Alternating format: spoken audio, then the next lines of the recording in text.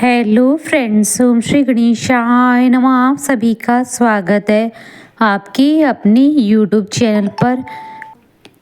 Friends, आज हम आपको इस वीडियो में बताने जा रहे हैं मीन राशि के जातकों की साल 2025 के वार्षिक राशिफल के बारे में।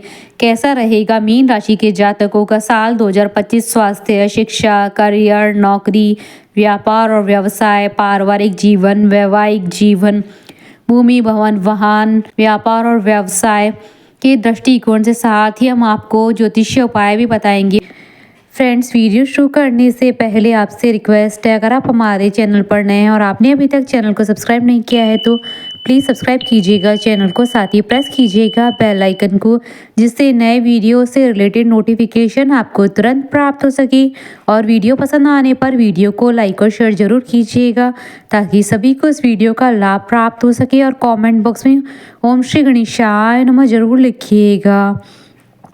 फ्रेंड्स, अब आप हमारे चैनल पर ज्वाइन बटन को दबाकर हमारे चैनल के मेंबर बन सकते हैं। हम हमारे चैनल के मेंबर्स की कमेंट को टॉप प्रायोरिटी पर रखकर उनका रिप्लाई करते हैं और आप 12 राशियों के राशिफल देख सकते हैं हमारे चैनल पर। फ्रेंड्स, अब आइए जानते हैं साल 2025 मीन राशि के जातकों के लिए स्वास्थ्य के दृष्टिकोण से कैसा रहने वाला है। स्वास्थ्य के दृष्टिकोण से साल 2025 थोड़ा सा कमज़ोर नज़र आ रहा है, इसलिए इस वर्ष स्वास्थ्य के प्रति पूरी तरह से जागरूक रहना और अपनी शारीरिक प्रकृति के अनुसार खान पान, आहार विहार अपनाना जरूरी रहेगा। साल की शुरुआत से लेकर मई के महीने तक राहु केतु का गोचर आपके पहले भाव पर प्रभाव डालता रहेगा, जो स्वास्थ्य के लिए अच्छा नहीं है।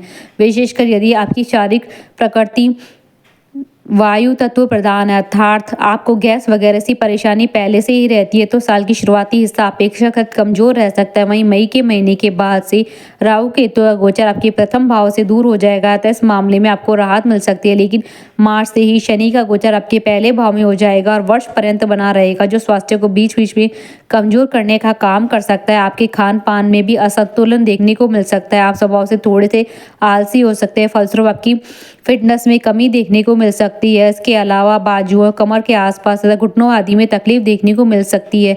यदि आप पहले से इस तरह की किसी समस्या से जुड़े हैं तो इस वर्ष आपको एक्सरसाइज और योग का सहारा लेना चाहिए और स्वयं को ऊर्जावान बनाए रखने की कोशिश ही करनी चाहिए। कहने का तात्पर्य है कि साल का स्वास्थ्य के मामले में थोड़ा सा कमजोर रहता है। जागरूक रहते हुए उचित खान पान और रहन सहन अपनाना चाहिए। फ्रेंड्स, अब आइए जानते हैं शिक्षा के दृष्टिकोण से साल 2025 मीन राशि के जातकों के लिए कैसा रहने वाला है। शिक्षा के दृष्टिकोण से साल 2025 मिले जुले परिणाम दे सकता है। आपके लगन या राशि के स्वामी बृहस्पति, जो उच्च शिक्षा की कारक भी होते हैं, साल की शुरुआत से लेकर मई के महीने के मध्य के भाग तक तीसरे भाव में रहेंगे, जो टूर एंड ट्रैवल्स आदि से जुड़े विषयों की शिक्षा लेने वाले विद्यार्थियों को कुछ हद तक अच्छे परिणाम दे सकते हैं। घर से दूर रहकर पढ़ाई करने वाले विद्यार्थियों को भी संतोषप्रद परिणाम मिल सकते हैं, लेकिन अन्य विद्यार्थियों का मन अपने सब्जेक्ट पर तुलनात्मक रूप से कम लग सकता है। हालांकि बुध ग्रह का गोचर बीच बीच में आपको सपोर्ट करता हुआ रहेगा, इस कारण परिणाम संतोषप्रद बने रहेंगे। मई के महीने के मध्य के बाद बृहस्पति का गोचर आपके चौथे भाव में आ जाएगा, जहां से बृहस्पति अष्टम, दशम और द्वादश भाव को प्रभावित करेंगे। ऐसी स्थिति में शोध के विद्यार्थियों को बृहस्पति अच्छे परिणाम दे सकते हैं। व्यवसाय शिक्षा प्राप्त करने वाले विद्यार्थियों को अच्छे परिणाम मिल सकते हैं। घर से दूर रहकर या फिर विदेश में रहकर पढ़ाई करने वाले विद्यार्थी भी अच्छे परिणाम प्राप्त कर सकेंगे। अन्य विद्यार्थियों को बुध और बृहस्पति के संयुक्त प्रभाव से एवरेज या एवरेज से थोड़े बेहतर परिणाम मिल सकते हैं। इन स्थितियों के अलावा आपके लगन भाव पर राहु केतु और शनि के प्रभाव को देखते हुए हम यही कहेंगे कि शिक्षा के दृष्टिकोण से यह साल मिले जुले परिणाम दे सकता है। खूब मेहनत करने की स्थिति में परिणाम एवरेज से कुछ हद तक बेहतर भी रह सकते हैं। वहीं लापरवाही की स्थिति में परिणाम कमजोर रह सकते हैं। ऐसी स्थिति में अपने स्वास्थ्य का ख्याल रखते हुए अपने सब्जेक्ट पर फोकस करने की कोशिश करें, आप संतोषप्रद परिणाम प्राप्त कर सकेंगे। फ्रेंड्स, अब आइए जानते हैं व्यवसाय और व्यापार के दृष्टिकोण से साल 2025 मीन राशि के जातकों के लिए कैसा रहने वाला है। व्यापार व्यवसाय के दृष्टिकोण से भी इस साल को हम मिला जुला या एवरेज कह सकते हैं। हालांकि आपके सप्तम भाव के स्वामी और व्यापार के कारक ग्रह बुध आपको यथासंभव अनुकूल परिणाम देना चाहेंगे, यानी कि साल के अधिकांश समय आपके फेवर में रहेंगे। लेकिन दशम भाव के स्वामी बृहस्पति की गोचर को इस वर्ष बहुत अच्छा नहीं कहा जाएगा। शनि का गोचर भी सपोर्ट करता हुआ प्रतीत नहीं हो रहा है। इन सभी कारणों से इस वर्ष व्यापार और व्यवसाय को जिस निष्ठा की जरूरत है, जिस लगन की जरूरत रहती है, शायद आपकी तरफ से उतनी कोशिश न हो पाए, या फिर कुछ ऐसे कारण सामने आए जिनके कारण आप व्यापार व्यवसाय के लिए पूरा समय न निकाल पाए, वैसे परिणाम न प्राप्त कर सके और जो आप चाहते हैं। कहने का तात्पर्य है कि व्यापार व्यवसाय से संबंधित मामलों में परिणाम थोड़े से कमजोर रह सकते हैं। हालांकि मई के महीने के मध्य के भाग के बाद बृहस्पति दशम भाव को देखेंगे और जो आपकी मेहनत के अनुरूप आपकी व्यापार व्यवसाय में तरक्की करना चाहेंगे। फ्रेंड्स, अब आइए जानते हैं नौकरी के दृष्टिकोण से साल 2025 मीन राशि के जातकों के लिए कैसा रहने वाला है। नौकरी के दृष्टिकोण से ये साल एवरेज है, एवरेज से बेहतर परिणाम दे सकता है। आपके छठे भाव के स्वामी ग्रह सूर्य पूरे ही साल में 4 से 5 महीने तक आपका फेवर करना चाहेंगे। मई के बाद छठे भाव में केतु का गोचर भी आपकी नौकरी में आपका समर्थन करना चाहेगा। अतः साल के पहले हिस्से में नौकरी को लेकर थोड़ा सा असंतोष रह सकता है, लेकिन साल का दूसरा हिस्सा नौकरी के दृष्टिकोण से अच्छा रह सकता है। हालांकि कार्यालय का माहौल थोड़ा सा बिगड़ सकता है। इंटरनल पॉलिटिक्स बीच बीच भी आपको अप्रसन्न करेगी। कुछ सहकर्मियों का बर्ताव भी अजीबोगरीब रह सकता है। इन सब के बावजूद भी धैर्यपूर्वक काम करते रहेंगे तो ऐसा करने की स्थिति में मई के महीने के बाद से आपको अच्छे परिणाम मिलने शुरू हो जाएंगे। कहने का तात्पर्य है कि साल का शुरुआती हिस्सा जॉब के दृष्टिकोण से थोड़ा सा कमजोर है, लेकिन बाद का हिस्सा अच्छा रह सकता है। इस तरह से आप इस वर्ष नौकरी में एवरेज परिणाम प्राप्त कर सकेंगे। फ्रेंड्स, अब आइए जानते हैं आर्थिक पक्ष के दृष्टिकोण से साल 2025 मीन राशि के जातकों के लिए कैसा रहने वाला है।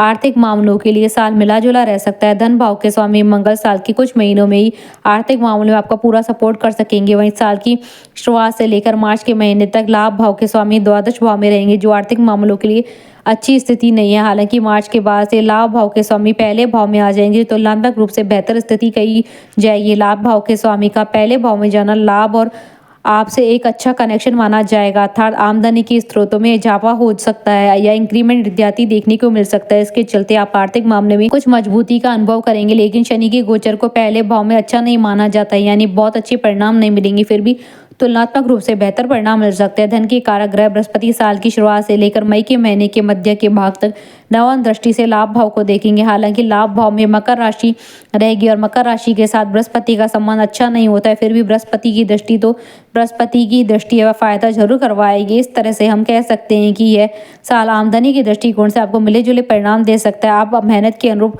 100% ना ही सही, लेकिन 70-80% लाभ प्राप्त करते रहेंगे। फ्रेंड्स, अब आइए जानते हैं लव लाइफ के दृष्टिकोण से साल 2025 मीन राशि के जातकों के लिए कैसा रहने वाला है। आपके पंचम भाव पर इस वर्ष किसी नकारात्मक ग्रह का लंबे समय तक प्रभाव नहीं है। यह एक अच्छी स्थिति है, लेकिन कुछ विद्वान राहु की पंचम दृष्टि को शुभ नहीं मानते हैं, जिसके चलते साल की शुरुआत से लेकर मई के महीने के मध्य के भाग राहु का प्रभाव पंचम भाग पर माना जा सकता है। इस कारण से कोई बड़ी समस्या आपकी लव लाइफ में नहीं आएगी, लेकिन छोटी मोटी गलतफहमियां बीच बीच में रह सकती है, जिन्हें आप समझदारी दिखाकर दूर कर सकते हैं और अपनी लव लाइफ को एंजॉय कर सकते हैं। मई के महीने के बाद राहु का प्रभाव भी पंचम भाव से दूर हो जाएगा।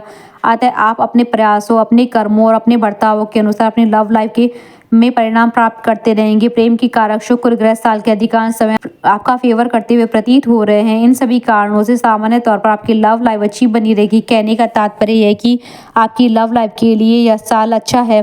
कोई बड़ी समस्या इस वर्ष प्रतीत नहीं हो रही। छोटी मोटी समस्याएं कभी कभार देखने को मिल सकती है, जो स्वाभाविक समस्या मानी जाएंगी, यानी ऐसी समस्याएं हर किसी के साथ कभी कभी आ सकती हैं। इसलिए इस साल अपने प्रेम में पारदर्शिता बनाए रखते हुए अपनी लव लाइफ को एंजॉय कर सकेंगे। फ्रेंड्स, अब आइए जानते हैं वैवाह और वैवाहिक जीवन के दृष्टिकोण से साल 2025 मीन राशि के जातकों के लिए कैसा रहने वाला है। यदि आपकी उम्र विवाह की हो चुकी है और आप विवाह की कोशिश भी कर रहे हैं, तो अनुकूल परिणाम पाने के लिए इस वर्ष आपको थोड़ी सी एक्स्ट्रा कोशिश करने की जरूरत पड़ सकती है, क्योंकि साल की शुरुआत से लेकर लगभग मई के महीने के मध्य के भाग तक राहु केतु का प्रभाव सप्तम भाव पर बना रहेगा, जो विवाह से संबंधित मामलों में अड़चने देने का काम कर सकता है। हालांकि इसी अवधि में एक अच्छाई भी जुड़ी रहेगी, वह है कि बृहस्पति की पंचम दृष्टि से आपके सप्तम भाव को देखेगा, जो विवाह करने के अवसर दे सकता है। यानी कि एक तरफ से राहु केतु विवाह की योग को कमजोर करने की कोशिश करेंगे, वहीं बृहस्पति विवाह की योग को मजबूत करने की कोशिश करेंगे।